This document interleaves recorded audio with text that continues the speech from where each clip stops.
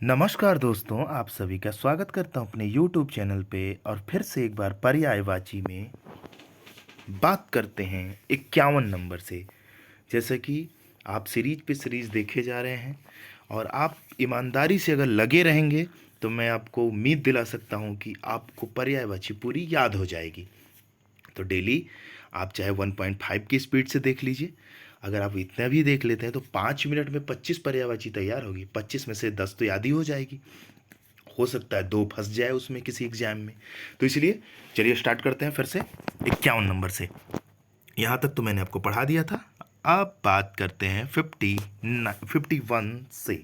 चलिए शुरू करते हैं 51 नंबर से। अतीत। देखिए पहली पर्यायवाची हमारी अतीत। अतीत का मतलब क्या होता है? इतिहास। जब क्लास 6 की एनसीईआरटी पढ़ेंगे तो उसमें क्या होता है? हमारा अतीत यानी हमारा इतिहास। तो अतीत का गत, विगत यानी हिस्ट्री, व्यतीत गुजरा हुआ या बीता हुआ, ये है हमारा अतीत का पर्यायवाची। दूसरा है अत्यंत। अब अत्यंत का मतलब क्या हो सकता है? अत्यंत का मतलब होता है वेरी। जैसे कहते हैं वेरी फास्ट, मतलब अत्यधिक तेज या अत्यंत तेज। तो अतिशय, अत्यंत का अतिशय, अत्यधिक, बेहद, आसीन या बहुत अधिक। बहुत अधिक, मोर एंड मोर। 53 का अत्याचार, अनाचार, दुराचार, ज्यादती, दुराचरण, दुष्टता। दुष्टता से तो आप समझ ही गए, नाटी। नाटी भी बोल सकते हैं, दुष्ट बोल सकते हैं, कमीना बोल सकते हैं, अत्याचारी बोल सकते हैं, अत्याचार हो सकता है, शोषण हो सकता है।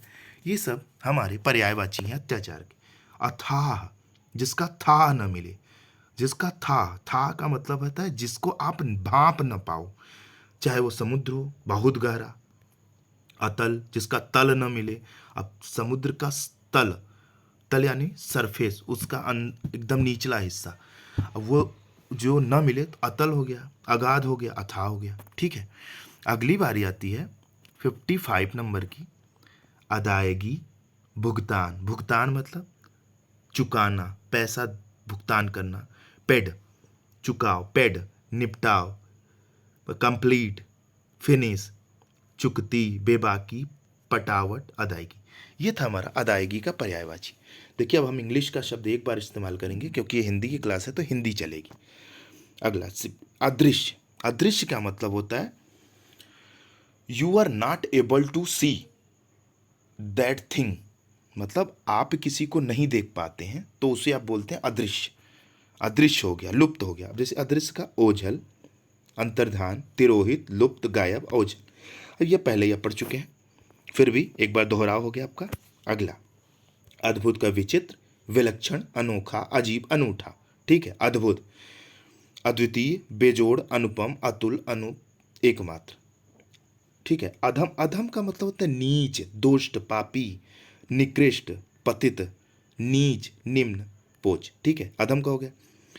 अधिकता। अधिकता का मतलब आप समझिए हो, बहुत ज़्यादा, मोर एंड मोर, बहुलता, बाहुल्य, प्रचुरता, प्राचार्य, अधिकार। ये था अधिकता का पर्यायवाची। अधिकार। अधिकार का मतलब हमारा राइट्स। राइट कहते हैं फंडामेंटल राइट्स, मतलब मौलिक अधिकार। तो हमारा अधिकार यहाँ पे स्वत्व, मतलब उसका मैं स्वामी, प्रभुत्व, मेरा प्रभुत्व, संप्रभु, स्वामित्व, अधिपत्य, मेरा अधिपत्य है कि this is my bed because I have paid to money to for buy या फॉर बाइंग इट। तो ये हमारा अधिपत्य हो गया, हक हो गया, हमारा हक है, इस जमीन में मेरा हक भी है।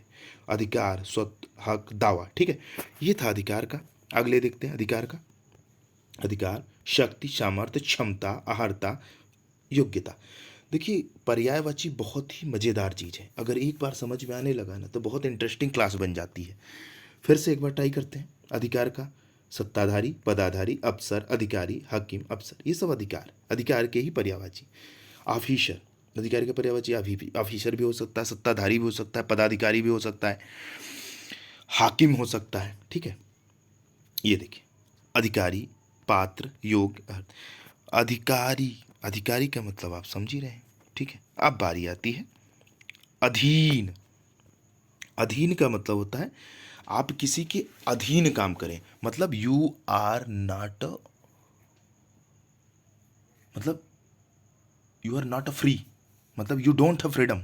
यू डोंट हैव फ्रीडम मतलब फ्रीडम, फ्रीडम नहीं है तो क्या है? आपके पास आप किसी परतंत्र हैं, पराश्रित हैं।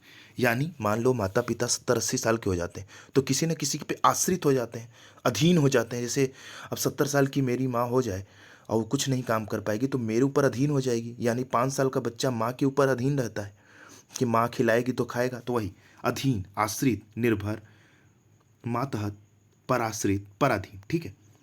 अधीर, अधीर का मतलब क्या होता है? किसी चीज को जानने के लिए क्यूरियस, किसी चीज के लिए क्यूरियस। उतावला, आतुर, बेचैन, मैं तुम्हारे बिना नहीं रह सकता हूँ, I can't live without you, मानी बेचैन, मतलब अधीर हो गए। उद्विग्न, आकुल। ठीक है। अगला अगला देखते हैं अध्यक्ष। अध्यक्ष क्या होता है? प्रेसिडेंट, सभापति, सभाध्यक्ष, चेयरमैन, अध्यक्ष हो गया। अध्यक्ष प्रमुख, प्रधान, मुखिया, आस्थिर, विहवल। ठीक है। अध्ययन, पढ़ाई, अध्ययन का स्टडी, पढ़ाई का स्टडी। अनुशीलन, पारायण, पारायण आपने शायद सुना नहीं होगा। पारायण मतलब कि कभी कभी पारायण मैंने शब्द सुना है कि श्री रामचरितमानस का जब पाठ होता है ना, तो अगर वो संगीत में नहीं होता है, वो केवल ऐसे ही पढ़ा जाता है किसी व्यक्ति द्वारा, और वो उठता है तो दूसरा पढ़ता है, वो उठता है दूसरा पढ़ता है, बिना खंडित किए, उसको बोलते हैं पारायण पाठ। तो पारायण यहाँ भी होता है, पठन पाठन। ठीक है। अगली बात, अनंत। अनंत का मतलब होता है बेहद, अपरिमित, असीम। अनंत मतलब होता है बहुत ज्यादा। अनंत, अगणित, असंख्य, बेशुमार, जिसे गिना न जा सके। अनजान का पहले ही बता चुका हूं, अनजान का अपरिचित, स्ट्रेंजर, अपरिचित, जिसको मैं नहीं जानता। The person that I don't know about him, that is अनजान। अनभिज्ञ, अजनबी, अज्ञात, नवाकिफ। ठीक है। अनजान का भोला भाला, भोला भाला। अब देखिए ये अनजान अलग है। वो अनजान था कि आप किसी के बारे में अनजान है। अब ये अनजान क्या है? ये अनजान है अर्थात बहुत ही इनोसेंट होता है ना, कहते हैं ना, सी सो इनोसेंट, मतलब बहुत ही नादान, नासमझ, भोली भाली है, नादान। ठीक है। आगे देखते हैं। मज़ा तो आ ही रहा होगा। तो मज़ा आ रहा होगा भाई तो लाइक सब्सक्राइब शेयर कौन करेगा? ठीक है। तो आज की वीडियो में इतना ही बात करते हैं, क्योंकि 25 यह भी पूरा हो गया।